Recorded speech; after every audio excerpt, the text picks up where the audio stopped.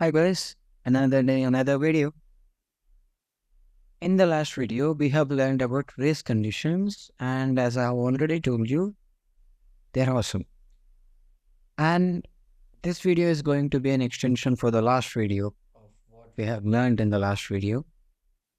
If you haven't watched it, go and watch it because I'm not going to talk about what race conditions are in this video. Rather, we'll be focused upon how to leverage race conditions to exploit time-sensitive vulnerabilities, as you can read the title over there. So without much further ado, let's get started. And by the way, this lab is going to be less about race conditions and more about how you use them to exploit certain scenarios. So stay focused. Let me just copy the URL into my testing browser. So let's just see what we are supposed to do. This lab contains a password reset mechanism. Although it does not contain a race condition, we should somehow do something. As always, identify the vulnerability in the way the website generates password reset tokens. Obtain a valid password reset token for a user Carlos. I mean, if you read about time-sensitive attacks in the previous page, here you'll understand what they're talking about. So go through it. I'll drop the URL in the description. So let me just give you a brief about what they're talking about. There is this forward password functionality, and we also have an email client, just for your information. This is the email ID. So if you enter your email ID and if you click on submit, so you have gotten a mail. Reload the page. Yes, you have gotten a forgot password link, which is expected behavior. So this is what we are going to exploit, how this thing is generated. And if you see here, you have the username here, user equals to winner, and there is this parameter called token equals to some random string. It's completely random. It doesn't make any sense. It is not encoded, anything. This 5C, 5A, FA, that is gibberish. It is random. So before digging more into what we are going to test here, I'd like to explain what might be going on in the backend using a presentation. So we have a web application server and it does a lot of things. And of all those things, it also has this thing called a random generator. And as the name suggests, it generates something random. We have a random generator. It will take an input and it will generate an output. Simple, right? It's a program. It's an algorithm. It's executable. Whatever it is, it will just take an input and it will give you an output. Very simple. And I'd like to point out to you that as long as the input is same, the output also will be same. If you keep on supplying the same input, you will keep on getting this same output.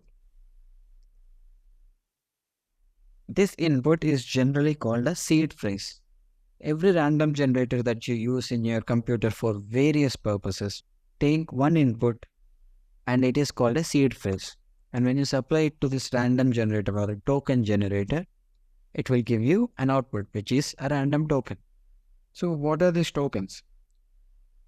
For example, when you log in into your accounts or when you try to do any government transactions or anything like that, you will be sent an OTP, right? A one-time password. And that OTP is completely random. You will get 4 digits or 6 digits depending upon the application. But those numbers are completely random. Just because I got 1, 2, 3, 4 doesn't mean the next person will get 1, 2, 3, 5. They'll get something completely different, 7, 8, 9, 6 or whatever it is. So to generate such random numbers, they use this thing called a random generator. And why should they be random? Because they should not be guessed. If someone got a 1, 2, 3, 4, I shouldn't be able, I as an attacker shouldn't be able to guess the next token will be 1, 2, 3, 5 and try it even before generating it. It shouldn't work that way. They should be completely random to protect the application functionality. So where are these tokens used? When you click on forward password, you'll get a mail like this, right? This is a regular URL until here. This is the endpoint change password and there is a token. And whatever the random token is generated here using this random generator will be sent by concatenating it here and through an email to you. If I generated a password reset link, I'll get one token, and if you generate a link, you will get another token. That is unique to you, and this is unique to me.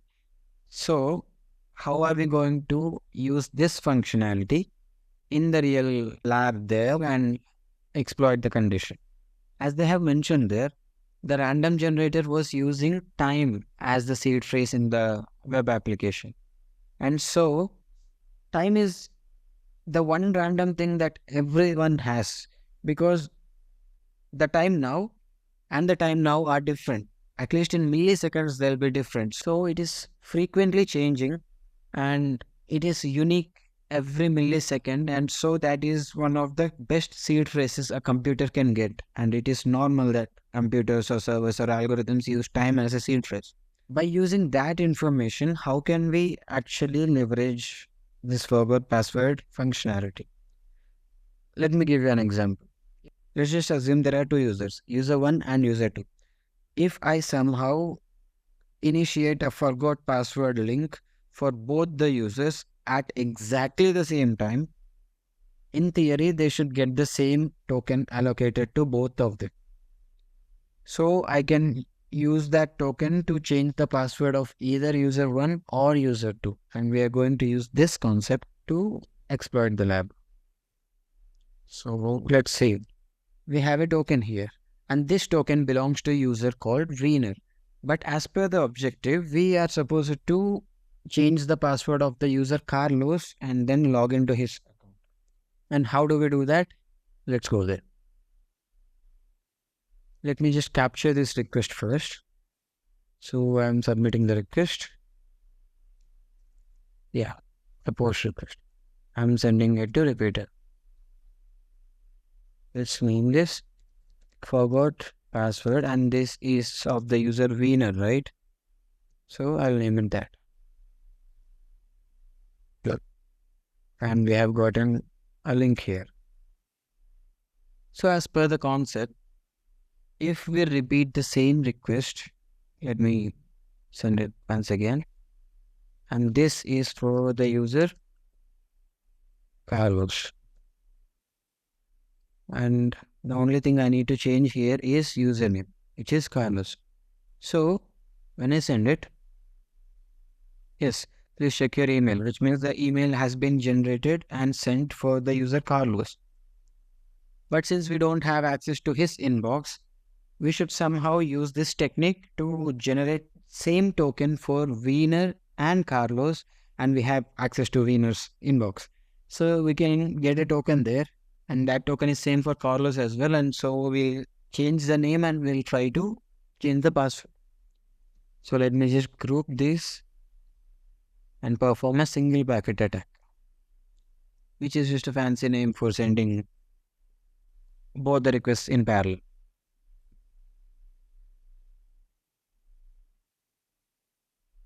Yes, it is sent for Wiener. It is sent for Carlos as well. Let me reload this. Yes, this is the new link. Yes, we are able to change the password for Wiener. This is expected. Let's try to change it for Carlos. It is showing invalid token. So I tried once again. I tried multiple times here, thinking, since the race conditions are not accurate or they don't have 100% hit rate, I've tried to send it multiple times over and over, thinking it of a timing problem, but it wasn't that. After a lot of Googling, I've gotten to know that PHP, the backend server of this application, has a unique quality that it cannot process two parallel requests for one single session at the same time. Which means if same user send 10 parallel requests to the server will not deploy 10 different threads to process all the requests, because they are all coming from the same session. Only one thread is allocated to one session. So even though you send all those requests parallelly, the server will actually treat them as if they are sequential. It will go to one request after the another. So there's no point in sending both these requests for Wiener and for Carlos using the same session because they are of the same session. If you see the cookie here, PHP session ID, it's B9KWI something, and it's the same here, B9KWI. So we should send these two requests at the same time, but from two different sessions. And how to do that? We should get a new session ID.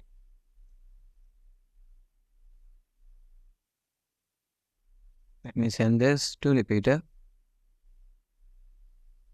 If you submit your session ID along with the request, it will be done. But if you remove that session ID, it will generate a new one.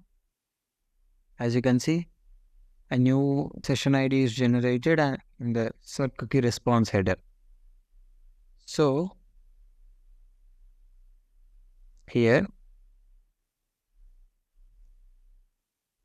let me intercept this request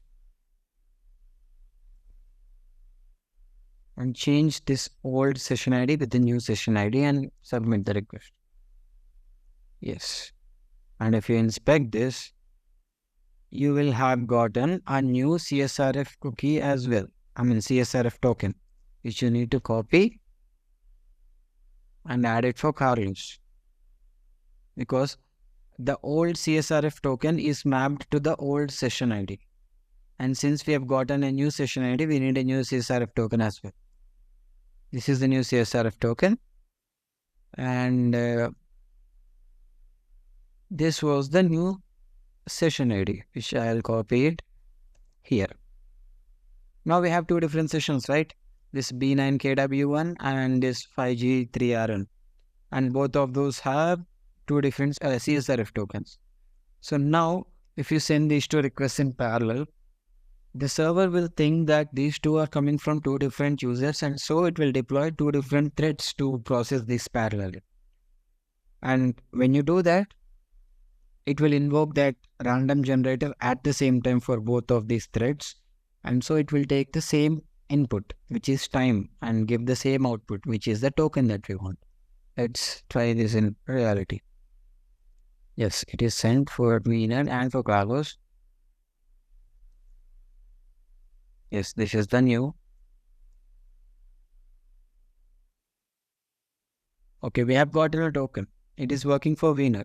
And the $1 million question here is that whether it will work for Carlos. Yes, it is working. As you can see, the token is same, EFEB9 something. It is working for Carlos. You have gotten this page. It didn't show invalid token. And it is working for Wiener as well. So you can change the password of the user Carlos even though you don't have access to his inbox. Change it. Let's try to log into that user account. Carlos. Yes. Now you are logged in as the user Carlos, even though you didn't actually access his mailbox. So as per the instructions given, let's go to admin panel and then delete the user Carlos. Congratulations, you solved the lab. And this lab is of practitioner level. The difficulty is relatively low for this lab. If you are interested on more such stuff, a new video is being made upon a lab of expert difficulty level. So stay tuned. Bye-bye.